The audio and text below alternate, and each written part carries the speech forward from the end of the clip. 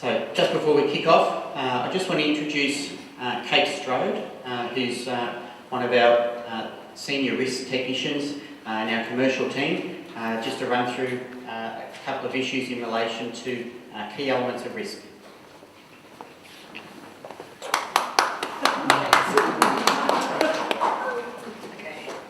Morning everybody, thank you Mark.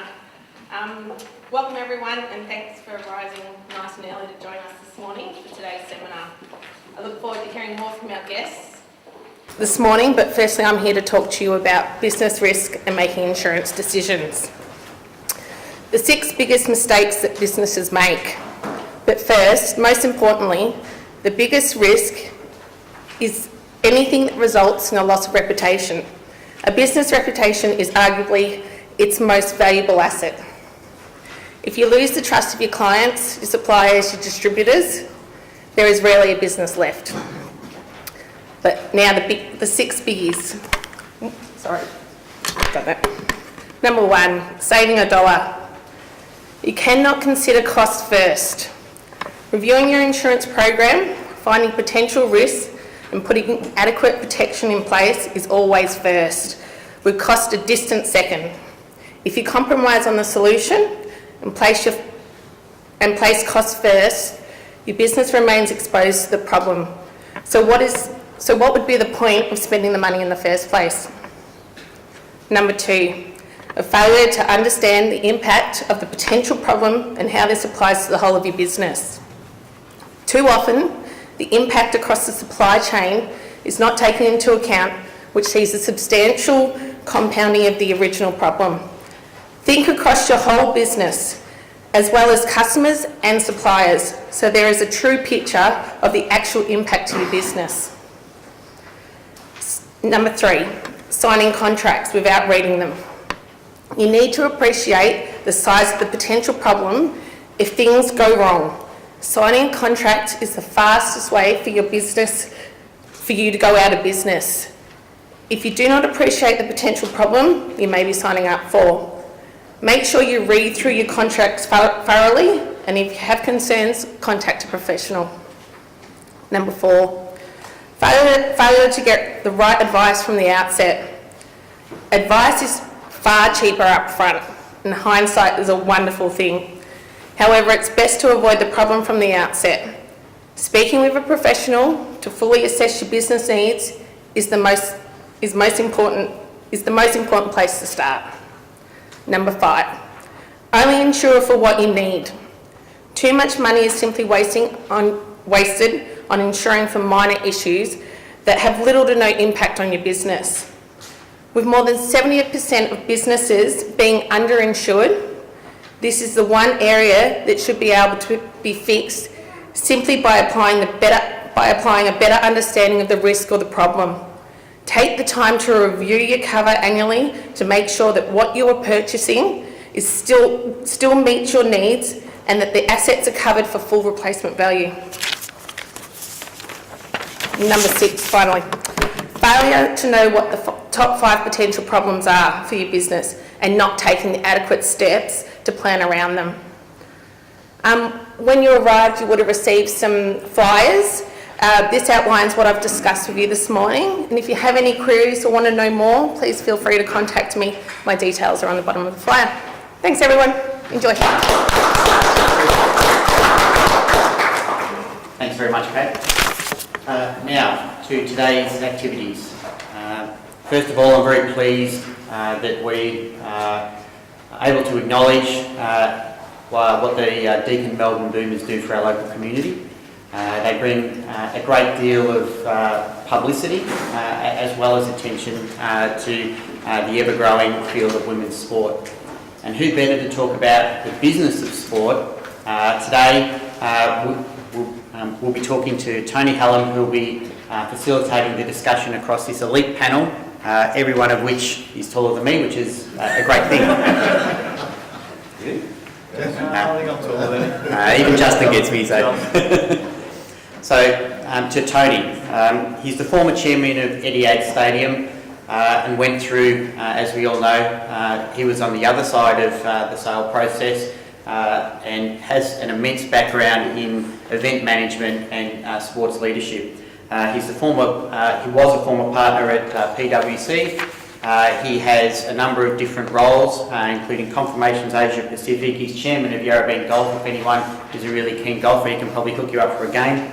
And he's also the chair of the Deakin Melbourne Boomers. So to Tony, over to you. Thanks.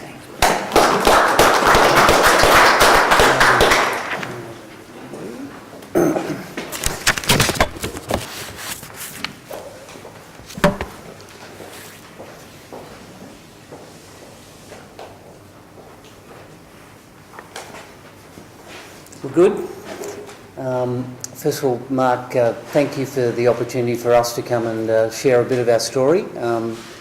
This morning is meant to be relatively informal, and we'll tell you a little bit about how we've all got here today, and maybe particularly share a few different perspectives. But I did first of all want to say, Mark, that one of the reasons we're here today is because AB Countrywide both have a previous relationship with me through Yarra Bend as our insurance broker, and frankly they were the first people that we came to when we took over ownership of the Deakin Melbourne Boomers about 18 months ago and said, look, what do we need to do from an insurance perspective?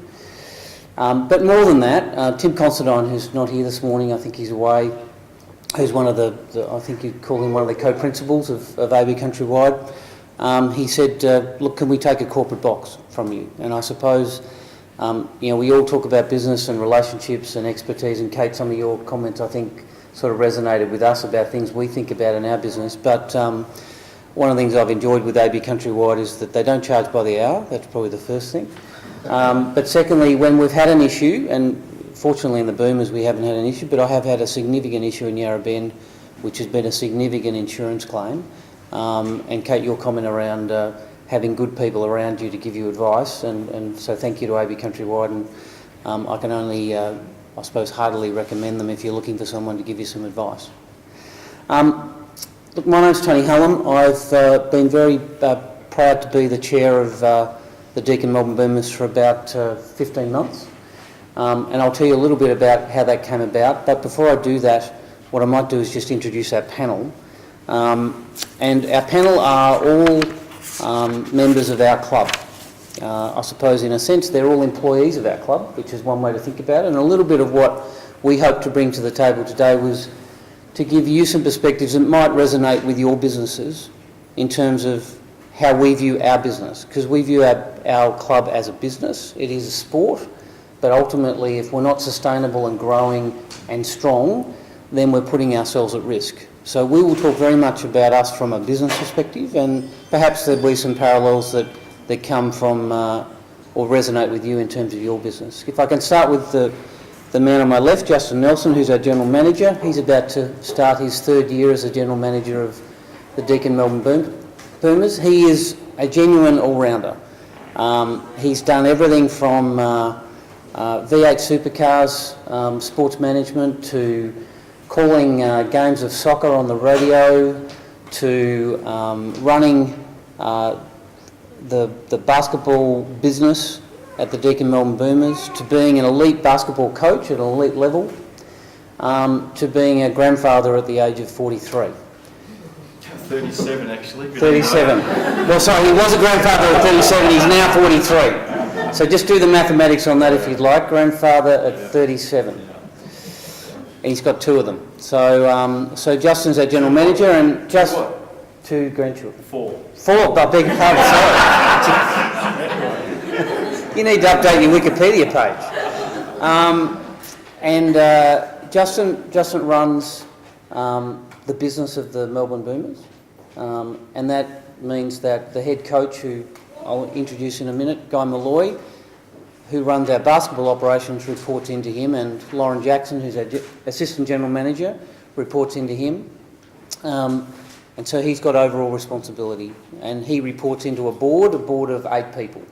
And I'll talk a little bit more about that in a minute. Now, one of the problems when you go to Wikipedia and you look up Lauren Jackson is that it takes about 2 hours to read through all of the things that she does. And when you get it wrong, she's also very quick to come up to you after and say it was 5 WNBL championships, not 4. Actually, no, I think it was more. Well, it was. Look, many of you will know Lauren by reputation or by name. She is in another phase of her life, both having started a post-basketball career last June with the Melbourne Boomers and also being a mum in the last 3 months. 7 months. 7 months. He's growing very quickly. Look, I'm not a basketball expert, but I think I could very comfortably say that she is Australia's greatest basketballer, man or woman. Her CV from playing around the world over 17 years is quite remarkable. She played in Russia, Spain, Korea, China, and obviously the United States in the WNBA. She was the MVP in the WNBA, which is the strongest basketball competition in the world for women, twice. She won 2 champions. There you go. You need to get your mum to update that Wikipedia page. 2 championships in the WNBA. Yep. And 4 Olympic Games. Yep. And flag bearer for the Australian Olympic team in 2012. Yep. And mother of Harry, who's here this morning. Yes. So, and Lauren joined us last October, and her role with the club is the assistant general manager. She has some involvement because she's a board member on the basketball side, but her primary role is to work with Justin on growing our business in the front office. Next is Britt Smart. Next is Jenna. Jenna is a local girl, born in Terralbin, educated at Caulfield Grammar, and has travelled the world in the last, I think it'd be fair to say 10 years, Jenna, being a professional basketballer, playing in France, playing in the WNBA with the LA team and with Seattle Storm. And we're really pleased that we've given her the opportunity, and she's taken it more particularly, to come back and be a senior player in our club during the upcoming season, which starts in 4 weeks. We brought her back, frankly, because we felt we needed, and Britt, who's next to her, is another example of that, we needed more senior players who could show leadership within our organisation. But she's a resident of the United States. I think is it fair to say, Jenna, that's home? We'll get into that a bit later. We'll get into that a little bit later, and we'll talk a little bit about some of those dimensions of where is home, and we're really pleased that we've been able to give her the opportunity to come home and play in front of her family and her fans back home. But that's for the first time, I think, in 5 years, or 4 years actually, might be 4. She's played for 3 WNBL teams, so we'll hear a little bit about what she looks for in an organisation, and she's won 2 championships in the WNBL. So we think she's a leader, and we also think she has a winning mentality, which is a big part of why we wanted to bring her back into our club. She was with the Boomers back in 2010-11, I think, Jenna. I had 2 seasons, I don't know what you said. Yeah, they were back then. So, and Seattle is her other home at the moment, in terms of that's where her partner is. Next to her is Britt Smart. Britt's not a local girl. She comes all the way from Ohio in the United States. She's, fair to say, travelled the world, particularly Europe, Belgium and Norway, to play Sweden, to play basketball professionally, to pursue that career. She'll share a little bit. That's not an easy path. Sweden is not, the place that comes to mind first off when people say, I'm going to go and be a professional women's basketballer. So we'll talk a little bit about that and how she ended up in Melbourne, and Melbourne is her home now. She's here with her partner, who's a Melbourne girl, and Britt's about to start her 3rd season with the Melbourne Boomers. But she's also at an interesting stage, I think it's fair to say, Britt, about what's post-playing career as well, even though you tell me you're going to play for the next 5 years, which is great. But she works she's starting to work very heavily in our girls' academy, and we'll talk a little bit about that as well. And finally, on the far right, or your far right, is Guy Malloy, who's our head coach for our WNBL team, and he also runs the Melbourne Boomers Girls Academy, which we launched in January this year. Guy is 35 years of age and has 28 years of experience. He has 28 years of experience as a head coach in the WNBL and the NBL. He is, by reputation, one of the best coaches for developing players in Australia. He's worked with national teams, he's worked with WNBL teams, he's worked with NBL teams, but he also, apart from his role as a head coach, often has players who come to him from outside of our club to ask them to work one-on-one with him. And we see that as a really important piece of why we think Guy is the right person to be our head coach. And he's about to commence his 4th season with the Boomers. 5th season with the Boomers. And we'll tell you a little bit, it'll be interesting when we share some of the history which Justin's going to share is it all gets a bit foggy for me after about 15 months as chair. Can I ask a question first? Who before you got the flyer, who would have heard of the WNBL? Hands up, yep. Who would have heard of the Bulleen Boomers? Right. And who would have heard separately of the Melbourne Boomers? Right. So we've got a good crowd with some knowledge of what we're talking about. Who's been to a game? Who's been to a game? Cool. Who's a paid up member for this season? All right. So Jenna and Brett, get to that door. All right. And swap those credit cards as we go out.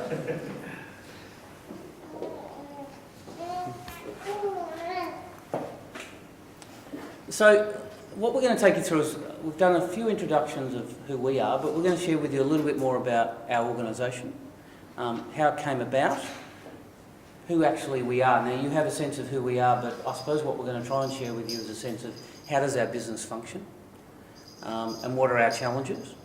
And finally what we want to do is share a few perspectives from us individually about our individual roles and how we view the organisation, and how somebody like Jenna coming back to Melbourne is quite different in her perspectives to somebody like Justin who's been there for 4 years, and how we try to meld that as an organisation, and I suppose ultimately how we try to win. And what we're trying to do in winning is 2 things.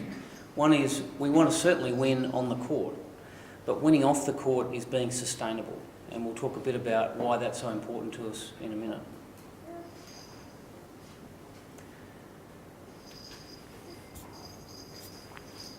Justin, do you want to start and maybe just tell us a little bit about this slide without going through individual names? But I suppose the reason we put this up is to give you an illustration of the scale of what an organisation like ours is. Yeah, sure. Look, I think the first thing to point out, thanks Tony, and good morning to everybody, is I go back to, even as short as May last year, and that slide there would have been 2 names, which was Guy Malloy and myself. So the transition for us as a club, and we're heading into our 34th season, we're the longest running elite level women's sports team in this country of any sport. So it's something we're very proud of. It's a very iconic brand. And when you think that just 15 months ago, or thereabouts, our organisation was 2 people. And we have expanded. Obviously players come and go each season, but we have expanded as a business with a lot more depth and certainly a lot more experience across a number of areas to help us grow. And I dare say that 15 months from now, we'll probably be showing 2 slides with all of our people. So it's a very fast-moving place right now. But if you look there, that covers obviously our board and our owners, our staff and extended coaching staff.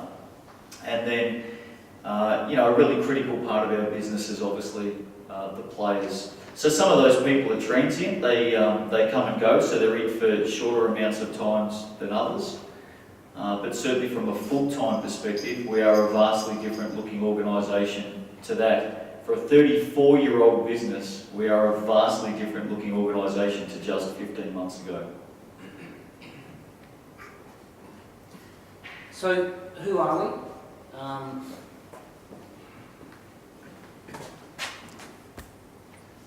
So as Justin alluded to, we're the longest running professional sports team for women of any sport in the country. It was started 34 years ago by the Bull and Templestowe Basketball Association, and they owned it for 33 years, or 32 and a half years. We're the only elite level team, I mean a national league team, at a professional sport in Melbourne between Richmond and Roeville. So we view that as our heartland, and ironically, we'll show you in a minute, that is basketball's heartland, not just in Victoria, but actually in Australia, and is actually the highest per capita participation of basketball anywhere in the world. So Harry, let me say that again. It's the highest participation per capita in basketball, the number 2 global sport in the world, is in this corridor. So we feel very comfortable when we were looking at, and we'll talk about how we came about it, when we were looking, could we build a sustainable business? Well, if we can't do that, with all the challenges that we might have, that was sort of our number 1 starting point. Because at the start of 2016, the Bull and Templestowe Basketball Association said to Basketball Australia, we can't do this anymore. And the reason they said that was because they were subsidising it in the order of $300,000 to $400,000 a year. And when I say subsidising it, they run a business of maybe $4 or $5 million, so they could afford to subsidise the WNBL program in the order of $300,000 to $400,000 a year. So they had revenue of $350,000, and it cost them about $750,000. And the reason they said it was a very difficult decision for them to make, as all businesses go through when they need to make a change.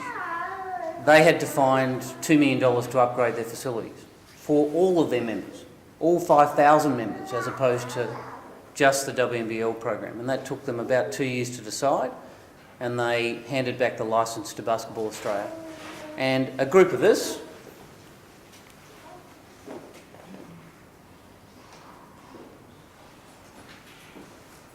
being the group on the right here, came together. We didn't all know each other, which is one of the interesting things about getting into, I'm sure those of you who started your own businesses and you start with other people, there was sort of 3 degrees of separation. Justin was somewhat of a connection to a number of the people on the left-hand side, but some of them knew me, and some of them were 2 or 3 degrees of separation.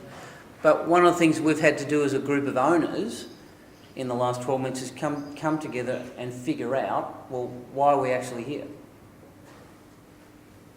And that's been an evolution in itself and continues to be an evolution. And it was interesting when Kate was talking about, you were talking about, getting advice and decisions and so on. Some of the best times in hindsight has been when we've had really difficult decisions, particularly around brand. What does the brand of the Deakin Melbourne Boomers actually mean? Those sort of decisions when you're sitting around with a group of 8 people and you're talking about gambling, and do we want a sponsorship from gambling? Are we comfortable with that? Would we do that? Starts to really meld that group of owners, along with Justin, who, as the general manager, is fundamental in those discussions as well. Because on the other side, we're popping him to say, you've got to grow the revenues, you've got to grow the revenues. Well, if you could find, we have had offered to us a 6-figure gambling sponsorship. Well, we'll show you the numbers in a minute. That would make a substantial difference to our sustainability. But we chose as a brand not to do that after 3 board meetings. So it wasn't a simple, hey, we're holier than thou. It was simply but what it really helped with the 8, and I suppose as chair of that 8, it actually has helped us really understand what we're trying to do as a business and as a club. Our home is the State Basketball Centre in the well-known suburb of Wanturna South. Who knows where Wanturna South is? Right, that's good, because normally it's actually in the city of Knox. Okay, because if I get another person saying, is that the State Netball Centre, I'm going to clonk them. We'd really love them to change that. Well, there is no official suburb called the City of Knox. That's an interesting fact in Melbourne. But we try to refer to it, it's in the City of Knox. It's a terrific facility. And as I say, it moved to a new ownership structure, which is private ownership. But to be frank, we're all amongst friends. We don't really talk about private ownership amongst our brand, because that's not how we view ourselves. We are there to make a profit but simply to make sure we're sustainable.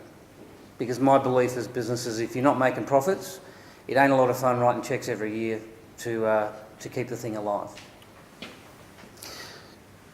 Justin, question, I suppose, where we've come from. Yeah. Could you maybe give everybody a sense of what the business was like? Forget Bulleen Templestowe, because it was, but what the business of the WNBL team was like when you walked in, I think just about 3.5 years ago. Yeah, sure. Can I stand up? Yeah, Can I walk around? I feel a lot more relaxed when I'm walking around. I'm actually known in my street for being the man who walks up and down the street on their phone all the time. So,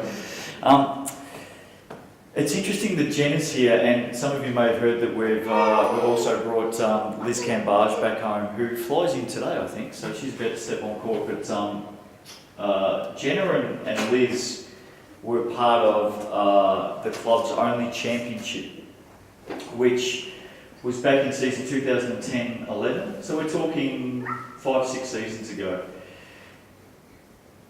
What I find really interesting as a business is looking back through all the books and all the saved files and the paperwork.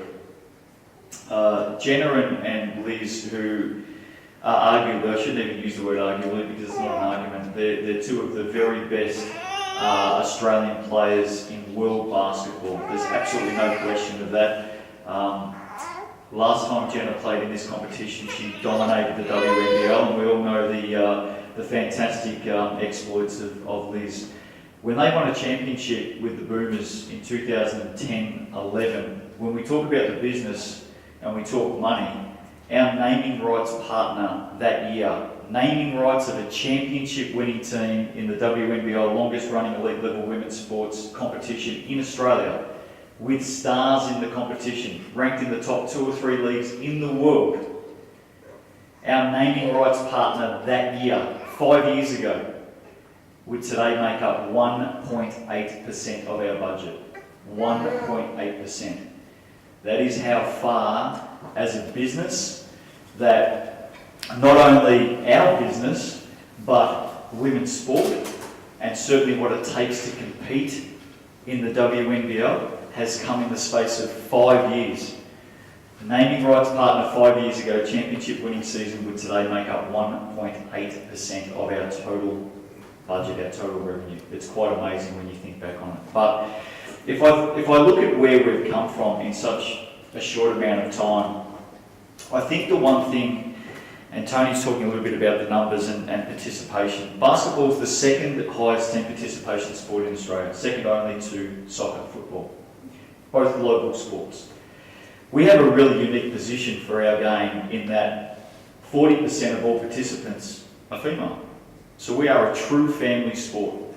We were down at an academy last night with 60 kids running around, and although it's all girls playing, in our academy, mums and dads. It was the true family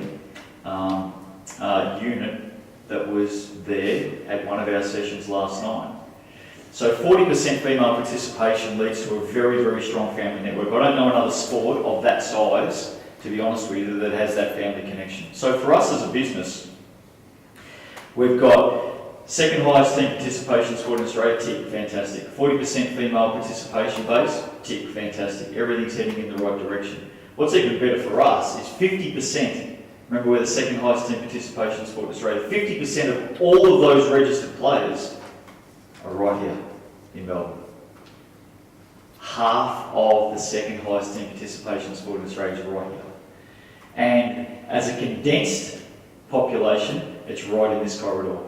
Huge. Biggest associations, biggest clubs are right here where we exist. So for us, when we sat back and we really dissected our business, we don't need to go out and encourage people to pick up a basketball. We don't need to go out and teach people to play the business that we're in. We need to tap into them. So our business mindset is about tapping into those who are already connected to our game. We said before, hands up those who know the WNBL, yep. Bulleen Boomers, yep. Melbourne Boomers, yep. Who's a member? Nothing. And that's our business. Our business is tapping in to those who already have a love or affection or connection to the game. How many people here have got family members who have played the sport? Kids? been around? How many people here have been and seen those kids play, or talked to them about playing, or seen them hold up a trophy, or seen them in a photo with their team? It's amazing how many people are connected to the game of basketball. So we've got a great business with great connections to the community.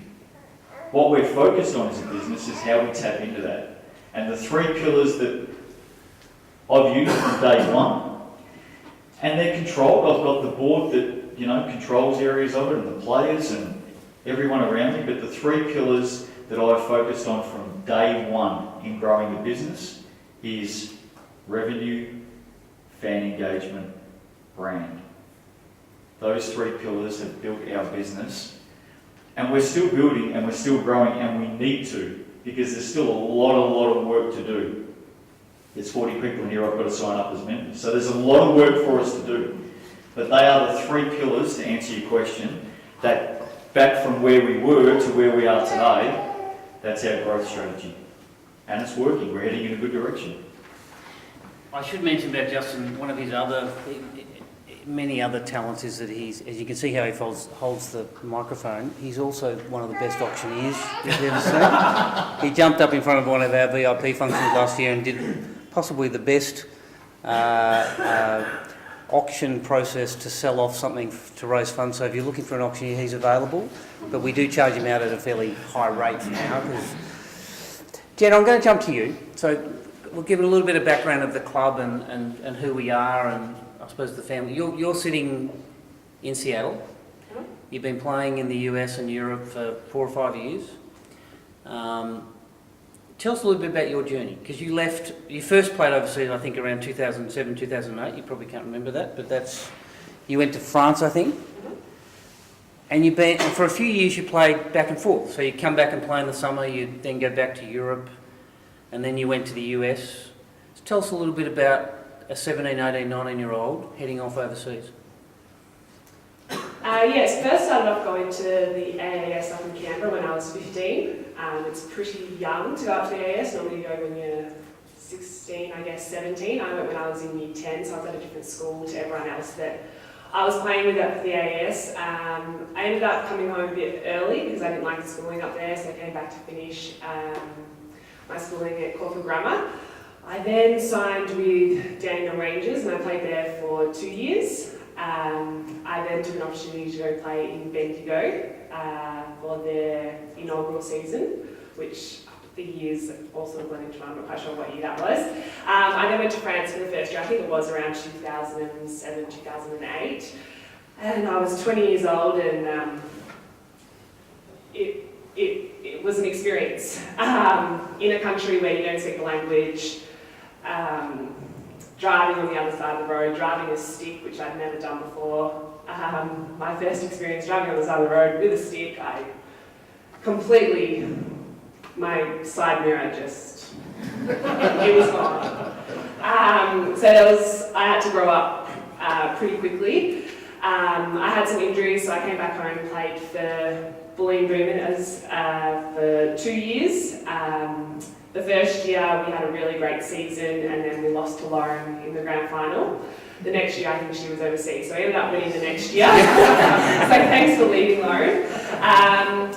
I then left Bulleen to go play for Dandenong, which was a difficult move. Bulleen was very much a family club and I really enjoyed my time there. But Dandenong happened to offer me double the money that Bulleen was.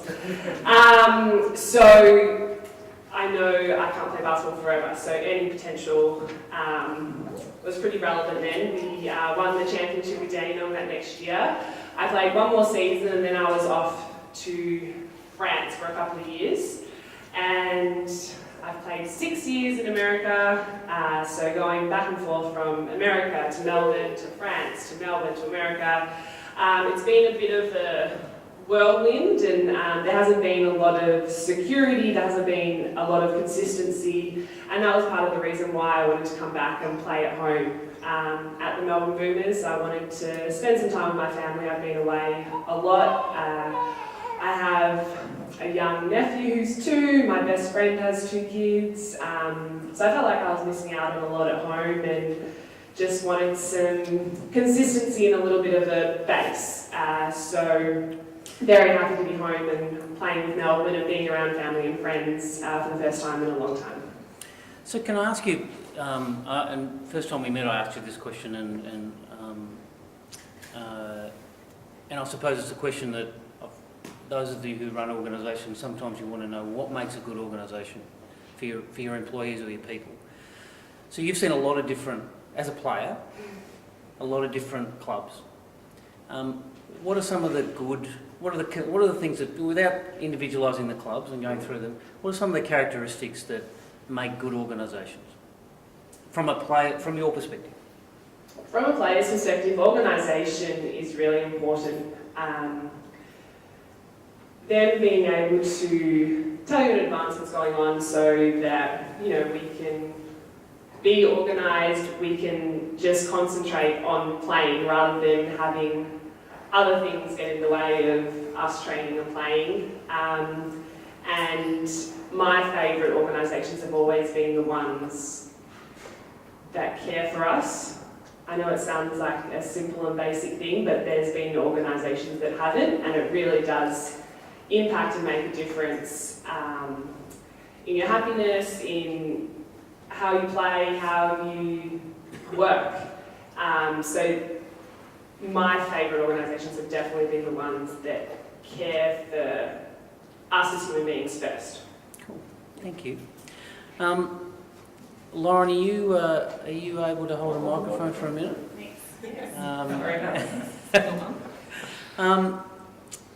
Transition for you. Yep. So look, let's not talk about. Let's talk about transition. And you're sitting there. You retired last March.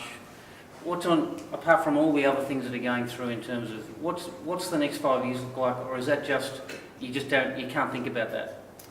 When I retired, I didn't really think about what was going to happen next. I think I was actually really looking forward to just doing nothing, and having a break and not feeling pressured to play or perform or, and I was also battling a lot of injuries at that point in my life, so I just was looking forward to not having any sort of constraints on me, and that I enjoyed it for about 2 days.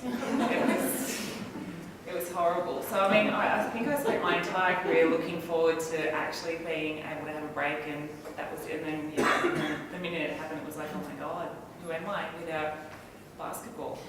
So you join our organisation. I did. Can I tell the story of how she joined our organisation?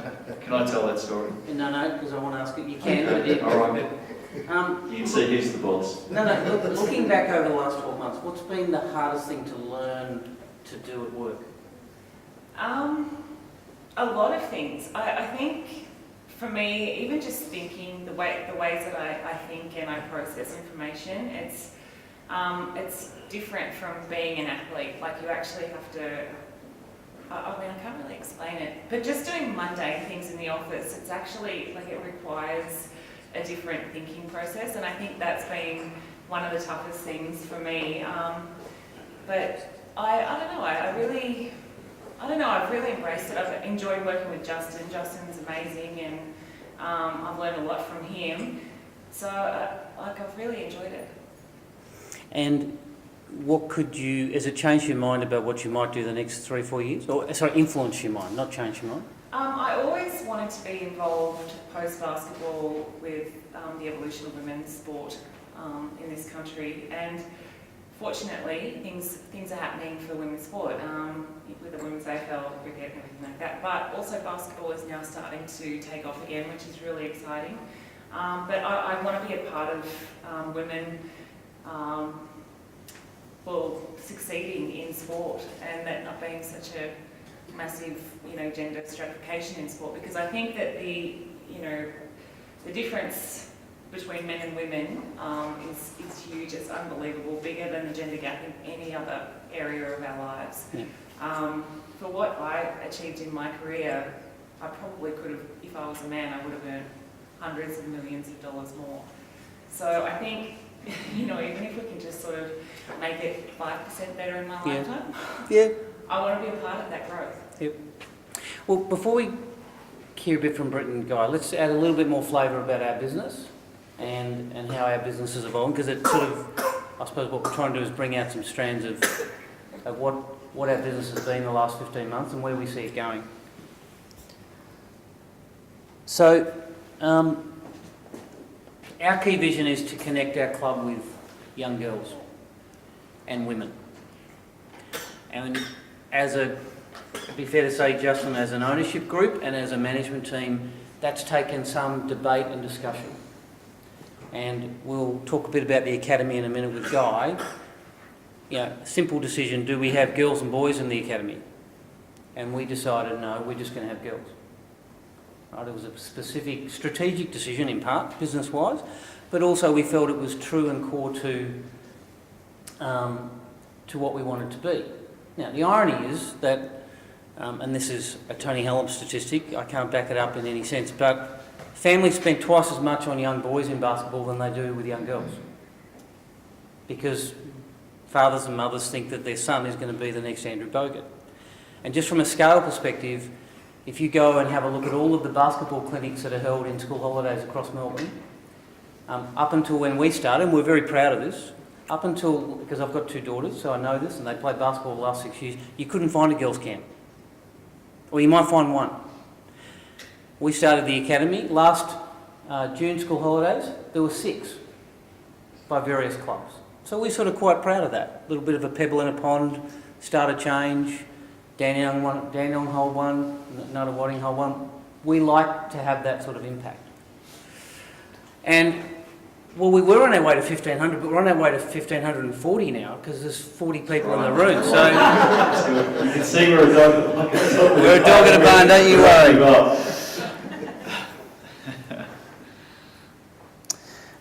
We're back on television. Big step for the WNBL. Big step for women's sport. People ask me all the time, you must be tired of the fact that AFLW get a whole lot of attention. Love it. The reason I love it is because it's just created the whole dialogue in Melbourne around women's sport and the opportunities. Just push that clicker. Sorry? Well, there we go. back on national television. And our game is going to be the first game back at home on October the 7th on Fox Sports, and we're really proud of that. And we think the benefit of this will come actually after this season, because the world's so complex now and there's so much noise and activity that until you're actually seen, sometimes people don't actually realise what it is. But first time in 3 years. We talked a little bit about some of these statistics of what is our core, who are our customers? Who are we targeting as our customers? Who do we want to bring on board as either casual observers, rusted on observers, or the ideal is to bring them on as members? Because membership is the fundamental basis of most club businesses. Not just talking sporting clubs. If you can acquire a member, take care of a member, love a member, and they get to love you, then the value in that is enormous, not just financially, but actually in terms of the fabric of what you're doing. But it's a fantastic statistic that 75% of the female participation in basketball is in the east or the southeast, and Victoria is the heartland of Australian basketball, and Knox is right at the centre of that. A little bit of our business, and then Britt, I want to talk a little bit with you about you've seen this evolve a bit more directly, and Guy as well. So I share this, there's a bit there, but I suppose the one thing I would share is we do have a plan. I wouldn't be so bold as to say we have fundamental KPIs and we've sort of got that sophisticated in the last 12 months. We're still grappling with having a plan and trying to go as fast as we can. But we do have a plan. And we feel our footprint is growing, and that's really our plan, is to grow our footprint. This morning, and Mark, thank you for the opportunity, is about growing our footprint. When we ask you at the start of the morning, do you know us? You know us, well now you know us better. And maybe you might think there might be some value for you in knowing us better. But we are investing. So this is where the chartered accountant and Tony Helen comes out, right? Because ultimately, you know, and Lauren says it to me a couple of times, you can't do stuff without money. And you can't build without cash. And you can't pay your players, as I said to a potential sponsor last week when they said, well, we could give you some in-kind services. I said, I can't pay my players with contra. Because they're professional athletes. And I can't pay my general manager with contra. Because he's a professional sports administrator. He's got 4 grandkids. And he's got 4 grandkids. So, where we started was what we inherited, and it was, now it's easy to put that into dollars and cents, but we inherited, the other thing is, we inherited a brand, we inherited 32 years of history, and we are grappling with and working on how we respect that, because this isn't a brand new franchise, and we don't want it to be. Which is the reason we don't generally talk in public about being privately owned. It's just the Melbourne Boomers. We had a terrific first year. We probably, I think, were pretty hard markers. We didn't achieve everything we wanted to achieve, both on and off the court, but we in a sense saved the club, in inverted commas, and I don't mean to overstate that. That's sort of the language that was happening in the first 6 months. But then we sat down in December and we said, we've got to stop talking about saving the club, because that's sort of yesterday's news. You can't live on that. So then we changed the dialogue to, well, what we really want to do is we want to become the best club in the WNBL, 1, and 2, we want to comfortably sit alongside the other brands in Melbourne. The Melbourne Renegades Women's BBL, Melbourne City and Victory W League teams, the Melbourne Stars WBBL, the Melbourne Vixens, the Collingwood netball team. I'm trying to think, there's a couple more. We want to sit comfortably so that people know we exist. And where we want to get to is we will break through $1 million of revenue for this season, which is pretty cool. But we need to get to 1.5. Because if we have 1.5, we'll then have 10 full-time employees rather than 4.5.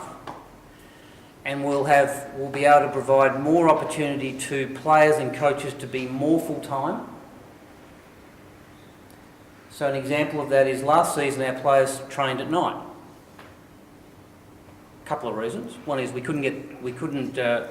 some of them worked part-time during the day, so you can't train half the team at night and half the team at day. Including our coach who had a full-time job. Coach had a full-time job. Now he's now full-time with our club. Big step for us.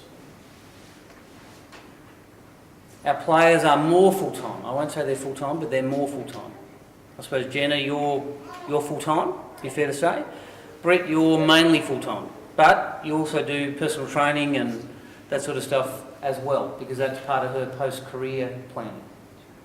But we want to get to the ability where we have our players, I would like, and I haven't said this to Joshua or anybody, so I'm going a bit public here, I'd like it so that they could be with us from August to the end of February, paid to be with us, so that we could develop them when we actually have time, because once you get into season, it's really hard to do anything from a player development perspective. I don't mean on the court, I mean off the court. So that's where we need to get to, and the biggest gap we have is we don't have the cash to really make an impact from a marketing perspective. Because we do a lot of contra and we do a lot of social media, and don't get me wrong, that's very powerful, but just sometimes you need to look bigger than you are. Can I just add to that our marketing and promotional spend, because it's a big part of our business, especially in sports. So I go back 2 years ago, our crowds grew by 50% 2 years ago. And I think we probably spent somewhere between $5,000 and $10,000 on marketing and promotion. That's it in our business. We're lucky to spend $5,000. Cash. Lucky to spend $5,000 cash. Lucky. And our crowds grew by 50% because we worked the community hard. We got out and connected with our people. Fish where the fish are. We've got lots of basketball interested people around us.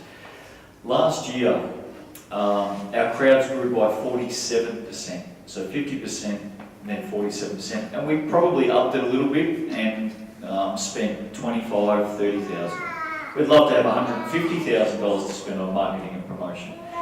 One of the things that I'm most proudest of with what we've been able to extract from our business so far, and you look ahead to what we can possibly achieve, and I'm surrounded by some people who don't like me saying this, by the way, especially this guy up here, but we didn't have a great season on the court last season.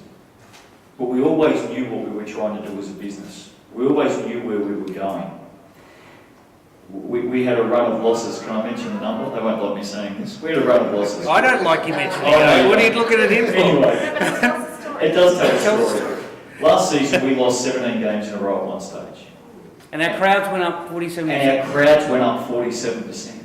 I don't know of any sporting organisation that I've ever been connected with or watched from afar or read about in the world, at any level, where their crowds have gone up 47% on top of a 50% rise the year before when you're on a losing streak like that. It's such a passionate, loyal thing, sport. It's our leisure time. People are connected to it. They want to feel good about it.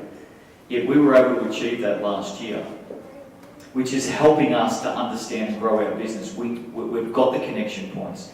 Now the best part, or the biggest part of our business, the next phase, is, again, growing the infrastructure and the finances to be able to continue building that. So, Britt, maybe good time to turn to you. You lived through those... In my defense, our defense, every game was so close and It was. exciting. It was. No, it was part of that. That's what brought people back. Well, no, I think, tell me what, I mean, yes, the games were exciting, but something else brought them back. So you've seen it over the last 3 years, and you talk very passionately about it. So tell us a little bit about what's different that you've experienced. I mean, it's definitely a classy club, and if you come to our core arena, it's entertaining as well. That family atmosphere and entertainment between timeouts or halftime and so on, and even after each game, signing autographs and taking photos with all the kids and everything. It's really what brings people back. And it's an inside sport. Yes. You can sit through the weather, you can enjoy it, let the kids run around, and I think that's the biggest thing.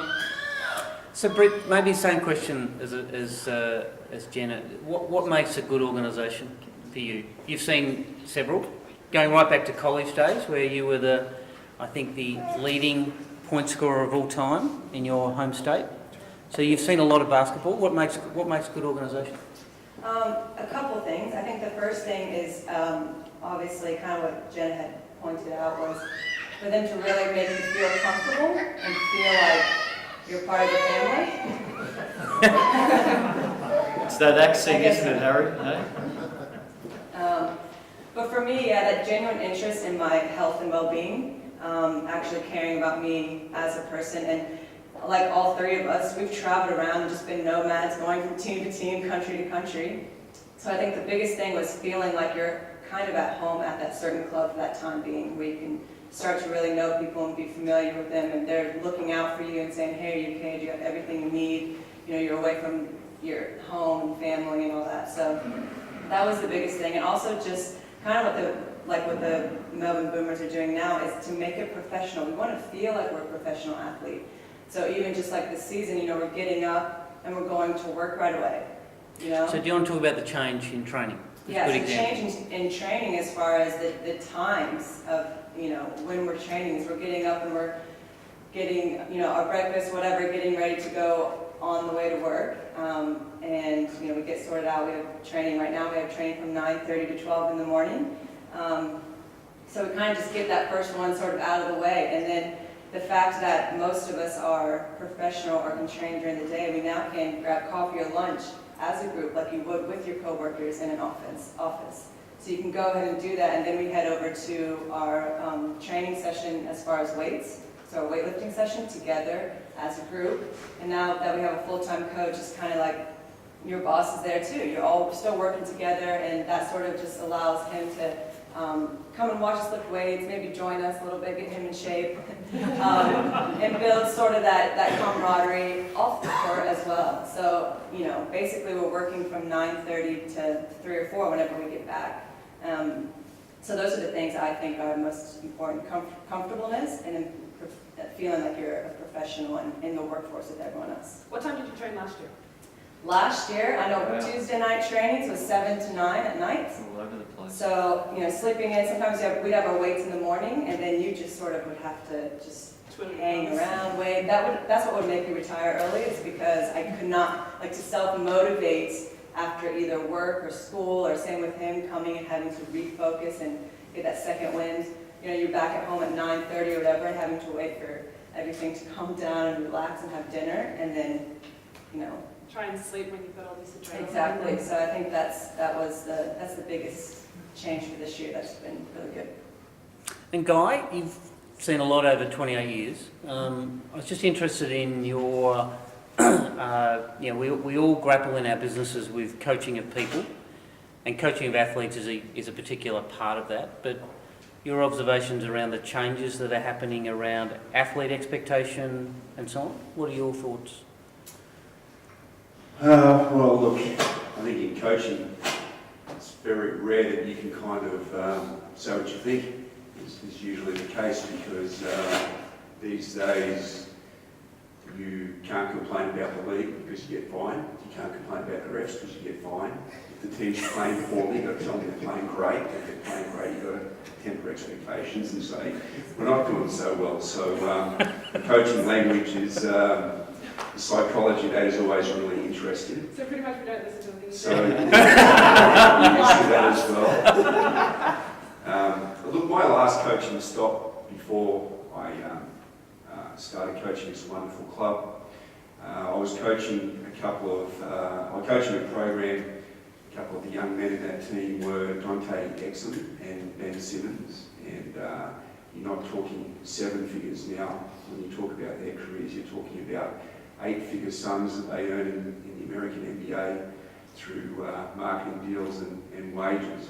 And I've been doing that for a period of time. Michelle Timms, who's an Australian and Bulleen basketball legend, asked me to go and do a workout with the team.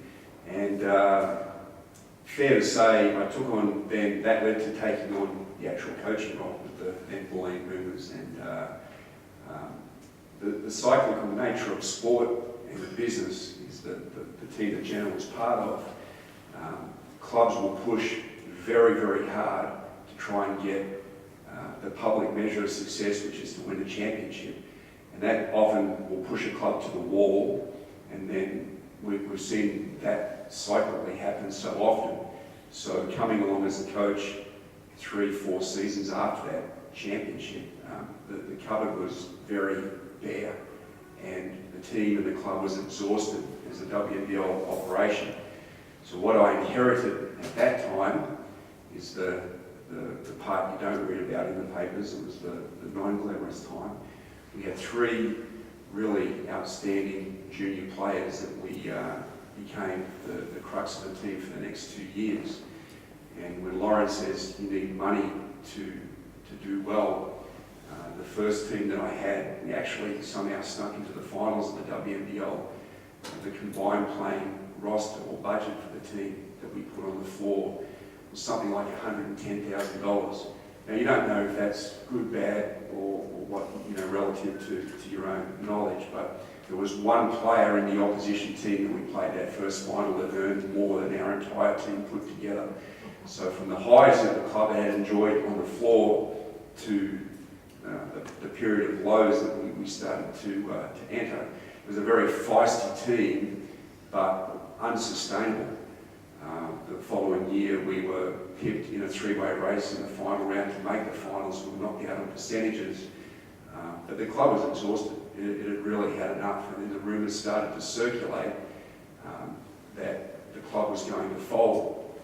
And so when you're in sport, when you're around an organisation that's known as a bit of a dead duck, it's a problem. You can imagine it's very, very hard to recruit people, to bring quality people into an organisation that you don't know is going to be around for the following season's a difficult thing to do. As Justin mentioned, we were kind of looking around and going, well, there's you and me, brother, but there's no one else that is here at all. Even the good young talent that we had got recruited away. So there were a few pillars in trying to put the off-court back together, and all these wonderful people, including Tony's group, arrived on the scene to work with Justin to get that part of it right. The lagging part of the operation is to try and rebuild the on-court part, and that's my job to do. And Tony said that we're in the basketball heartland, and my mantra has been to grow our own veggies. So we haven't really wanted to go too far stray from this area. About 15 players that make up the Melbourne Boomers right now, 11 are born and bred Victorian Melbourne players or Victorian country players. And on top of that, we're trying to augment the youth and the talent with some outstanding veteran senior players such as Jenna and Britt for this team. There's been no quick fix. There's been enormous pain to go from the on-court lows of what we've had to experience. Justin said 17 losses in a row. Thanks, mate. I just finished my counselling with that. But in 30 years of senior elite coaching, you kind of feel like, why me, why now? I mean, that was the worst season I'd ever had in the history of my coaching career, and you kind of think, well, it's pretty unfair that happens. But I learned a huge lesson from that, when you are at the depth of a rebuild, that failure is not opposite to your success, it's actually an integral part of it. And we had to find a way that we could build some new systems and bring in new players and compete again. And we've had to endure that pain to become a lot stronger and better. I'm absolutely convinced that that's now going to be a great story that we can tell and will be part of our journey to get to where we want to go. And hence, that's why we're looking forward to what's ahead. So, you know, as I said, had a great last stop, which was to work with some unbelievably high-profile NBA athletes. But when I started coaching the Boomers, I mean, I wouldn't swap this for anything, because the girls that are here, they work every bit as hard, if not harder, than the finest men's players that I've been able to coach that are earning vast sums of money. So they don't get the same recognition, that their professionalism and dedication is probably greater in many respects. And that not only includes their training and playing, but when you work with boys like Dante, it's kind of, well, there's 10 people lining up to give them a shoe deal. And if they need something, if they need, you know, a new suit for a function, there's 5 people lining up that want to supply that. And for the girls, it's difficult. So they've got to go out and source the fact that they might need an extra massage, or they might need a bit of equipment for some specialised work or whatever else. So the barriers that they deal with, I'm really in awe of them, and how they continue to punch above their weight to be as good as they can be.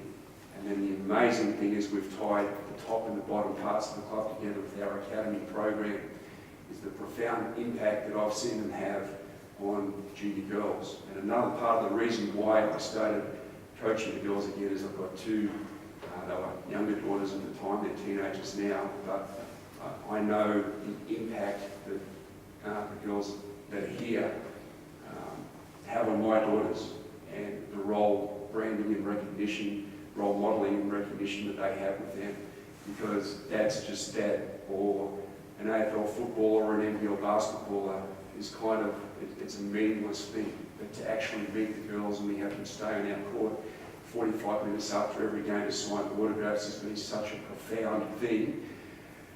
And Justin actually told me that when all the fans were surveyed last year, that the 3rd most important reason people went to games was the actual basketball event, which didn't make me feel great, although saying that we lost 17 games in a row, I sort of think it was maybe the 10th best event. But, The first one was the quality of the head coach. Well, I hear that all the time. That's why I said coaches don't always speak the truth. But the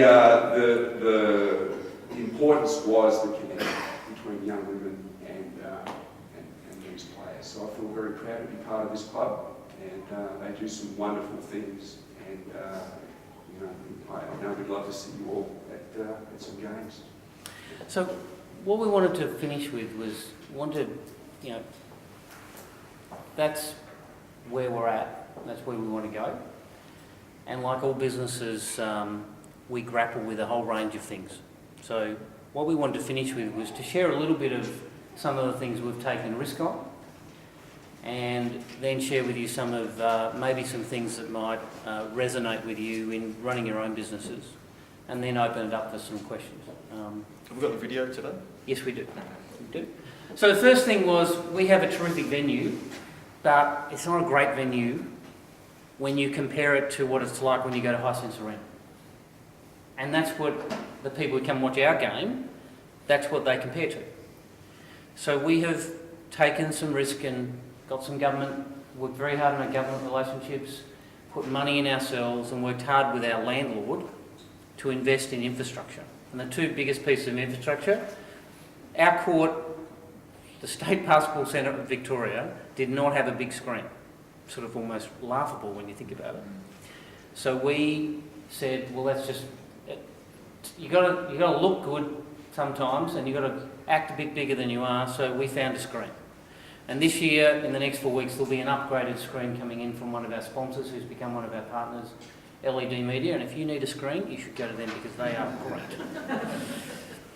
Right-hand side, we started with the idea this year we would add a 6-metre court-long LED sign. So when you go to any professional sporting event nowadays, you see the LED, right? And when you go to one that doesn't have LED, it doesn't feel like a professional sporting event. It feels like less than that. So again, we worked with government, who gave us half the money. We put money in ourselves, and we spent $60,000 on that screen. Now that does a couple of things. One is, again, it ups us again from a perception perspective, but also Justin can go out and sell the advertising for that. Probably to our same sponsors generally, and we get some incremental revenue. We'll pay that back within, but it was a bit of a risk. 60 grand out of our capital base, not insignificant. We have invested in our playing squad, but I would say we were careful what we were looking for. So in Jenna's case, look, she's a fabulous basketballer, but we wanted somebody who could contribute in the leadership, not just on court, but of the overall club. And the most important thing for us with Jenna was that she came and signed for 2 years, not 1 year, because we want to move away from the transient nature, right? And we want Jenna to come in and see what we're doing, and who knows, maybe buy into it and get a sense that we are genuine in what we're saying. And we invested in one of the best 5 players in the world, Liz Cambage, who hasn't played in Melbourne. She's a Melbourne girl, hasn't played in Melbourne for 5 years. And then we hand it over to Justin and we say, okay, come up with the marketing side of this. And I can tell you quite honestly, my 12-year-old daughter loves that image. Every time she sees it, she loves it. And but our next challenge is to get that image out there. We then took a punt on, not a punt. We believed in this, but it took some capital, and we said we want to bring Guy in and we want him to build us an academy. Well, it's not an academy to produce the next Jenna or Brit. It's an academy that is all about giving all these girls who play basketball, be it at domestic level or rep level, and they might be Met 1, but most of them aren't. They're actually Blackburn under 14 Division 3.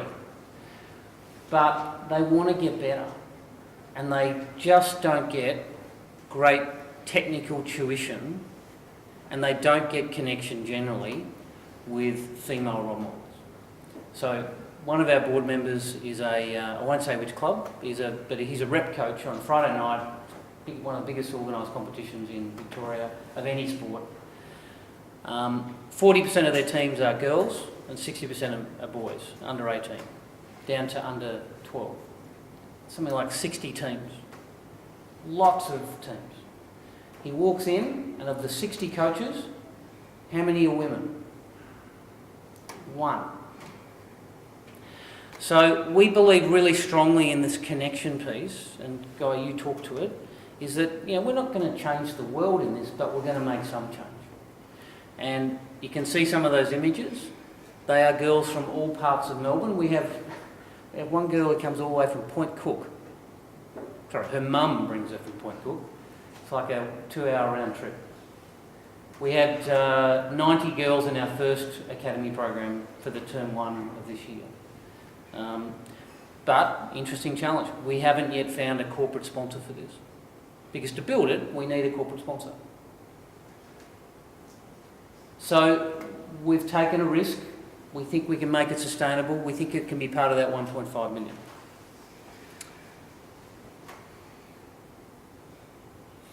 Let's just share a little bit, and Justin, you might talk, you haven't seen the slide, so apologies, because I was sort of dwelling on it a bit last night. But I suppose, I thought what would be useful is just to share a little bit with some of the things that we grapple with as an SME, because that's what I view us as. We're an SME, we're in sport, we're in the business of sport. It's a little different, because it's very public, but these are some of the things that we grapple with. First thing I know we have grappled with significantly is just allocation of resource. Because, my Lord, I would love to find 100 grand of our budget to spend on marketing, but we're just not ready. We just can't, we don't have that cash. And to Guy's point about sustainability and blowing it all, and I'll be really straightforward, if we win the championship this year, that's not the end game. Don't get me wrong, we want to win the championship, so just be clear. But that's not the end game, because there's been plenty of franchises around professional sport all around the world who won a championship and then disappeared. And I'm more than happy to share that this whole presentation with you, because we want your names and your emails and your credit cards. So just looking through this, and I'm really mindful of time because we're quickly running out of it, but I think the key things that stand out to me straight away, surround yourself with great people. Great people always make you look better, so surround yourself with great people. A couple of things that stand out to me straight away here, and we're talking about improvements and using different management systems and all those sorts of things, technology, absolutely. The thing that stands out to me there more than anything else in a business that's growing, and we're growing really, really rapidly, is the third last point. I sit there and come up, I mean, these people will know, I'm just ideas, and I feel like it's a dagger in my heart every time the board or someone around me goes, no, don't worry about that. We've got to concentrate on something else. But the fact is we're continuing to go back and keep coming up with ideas and support each other, and all of a sudden, bang, we connect with one. And that's the one. And then you look back on all the 20 ideas that you thought were fantastic, and the one that you selected, and you go, gee, those 20 ideas were rubbish. But because we've got that cohesiveness and just that focus that says, just keep producing, keep working, keep turning over, we will get there, we will come up with that one, and then bang, off we go. So that third last one for me is a real telling one, but I mean, all of those things there, it's just improving your business. It's just bit by bit, it's one step. And look, I run a couple of other small businesses. I'm involved actively in a couple of other, I'll call them small businesses, they're around 10 million in revenue, right? The technology that's available nowadays in terms of cost and effectiveness is amazing, but it's finding the skill and the time to actually embed them in your business. So something as simple as Dropbox or whichever one you use, right? The benefits of that, if you can embed it, are enormous. If you don't embed it, it actually becomes problematic. You know, and we have jokes about Mac versus PCs and so on. There is an enabler here that, from a productivity perspective, but not just productivity, but also cohesiveness within an organisation, when you're grappling, is really significant as an opportunity in today's world. Finding somebody who can actually help you do it is, to me, the hardest part, and then finding the time to do it. If we don't hurry up and show that video, these people are going to be charging us for their time. So, well, what we're going to do is we're going to actually open up the question and answer first, and then we're going to finish with a short promo video from last season. We're in the midst of preparing our promo video for this season, but can I open up for any questions to the panel or anybody? Yeah. Recruiting. Yeah, Ron, is it Ron? Yeah, Ron. Yeah. Recruiting, I just see you guys as a professional club, so I just think you go out with a checkbook and this thing. Yeah, that's probably not quite right, but you know, you've been trying to actively recruit members here. This morning. That's fine. How do you go about recruiting? What's your and how long is the season within the 12-month year? Yep, so the season runs, the players are with us on contract for 5 months, so from the start of September, so a week ago, to roughly the end of January. We changed our structure, and it was a little bit about governance. So we delegated to Guy, Lauren and Justin as our recruiting, I won't call them subcommittee because it's not a subcommittee of the board, but as our working group. And they would, and we did that for a reason. We think they're a really good balance to each other, experience-wise. But we only put one criteria on them, and that is if you don't agree, then don't come to us. So that's on players. On players. On players. With regards to fans, members, supporters, I think the thing that we do is we're focused on being visual, making as much noise as we possibly can, being visual in the community, connecting with the community, getting out there and being seen and being heard, and our players are fantastic at doing that. But I think the number one thing in terms of getting bigger and more support, being true to our core values. That for us, that's what it's about. Don't just talk, walk the talk. We're a family club. We believe in our values. We believe in our players. We believe in the value that they bring to the community. We believe in our brand. We believe in our colours. We believe that we've got great skilled people in the best possible and right positions within our organisation. So for us, set the values, set the vision, believe in it, and then go out there and push it and follow it. That's important for your players too, to see that happening. 100%, yeah, because they love being a part of what we do, for sure. And then when they go out into the marketplace, what they say is genuine. It's not us in the back room saying, you must say this, this, this, this, this. It's actually genuine. When you see this video in a moment and you hear the way the players speak, it's genuine. Well, why don't we go to the video, excuse that old Channel 9 phrase, and then maybe we'll take one or two more questions after that.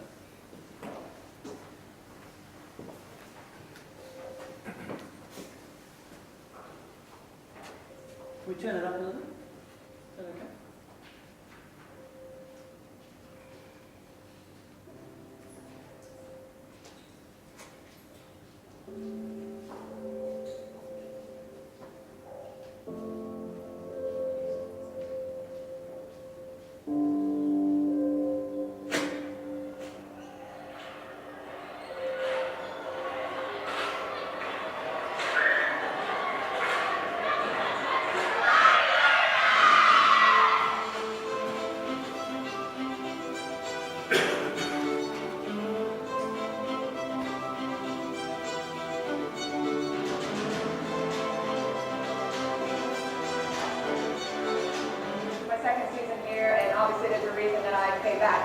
Because of all this, you know, and the support system and the classiness of the club, the professionalism and the direction that it's going is fantastic. The goal is just to keep building each year as far as bringing in talent, hustle, hard work, a certain style of women's basketball. But I think we're actually really creating a small community.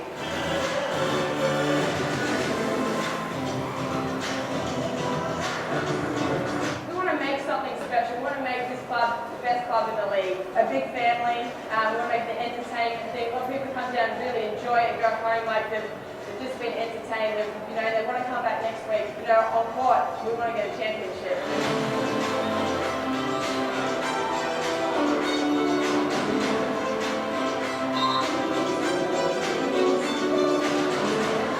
What's our trademark? And then individually, what can you control? What's something that you can bring to the table? And it's all effort, 1% of things. So we really got to build on that, and we've got to keep moving forward.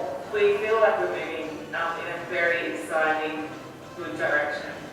The legacy and the tradition of the Boomers lean through to Melbourne is something that we want to continue. You know, we want it to be the longest standing club in the league. We also want it to be successful on the court as well as off the court. You know, moving forward, we want support, we need support from the community so we can get a team together that's going to win championships for us and give back to the supporters and fans that have been here through this entire journey.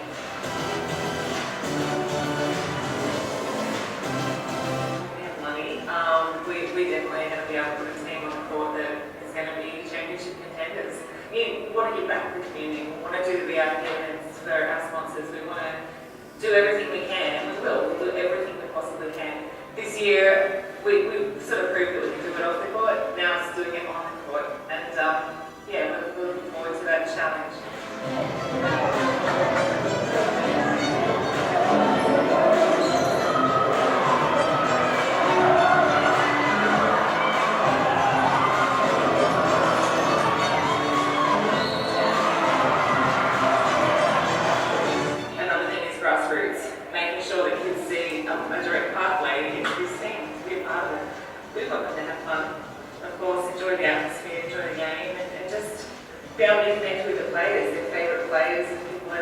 be a boomer is just, one of the greatest feelings in the world. And I've been here since I came out of the AIS. I've been a boomer, and knowing that, Michelle Kim still comes to our game. Elise Penaluna still comes to our game. People who have been boomers, you're always a boomer for life, and I can't wait to be a part of that history. Being part of the Boomers is part of my family, is what I call it. I call basketball part of my family because that's what it is. It's where you live and learn life lessons. It's where you grow and meet friends who become lifetime friends, and it's family. It's more than just a game. You're actually shaping people's lives and giving input into people's lives, and they listen and soak everything up that you're saying. So the younger kids and the girls around, to see girls basketball up and going, it's great. It's a real honor, and it's a privilege to play for such an amazing club, for people involved, the fans, the families. We're just growing our family, and it's this is just the start.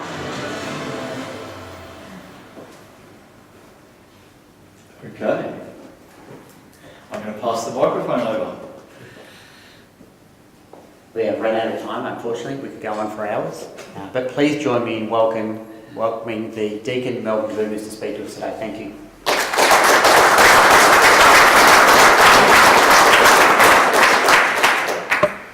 So just to wrap up, a couple of things. First of all, thanks to Eastern Innovation Business Centre, Daniel waving at the back. They do a fabulous job here, so if you know of anybody that is looking for a seat, a desk, looking for additional facilities to run a business, they actually tell a great story, which is an insurance story, funnily enough, where they were able to, at a moment's notice, make available close to 30 desks to keep a business trading when they'd actually lost the facility due to a major incident.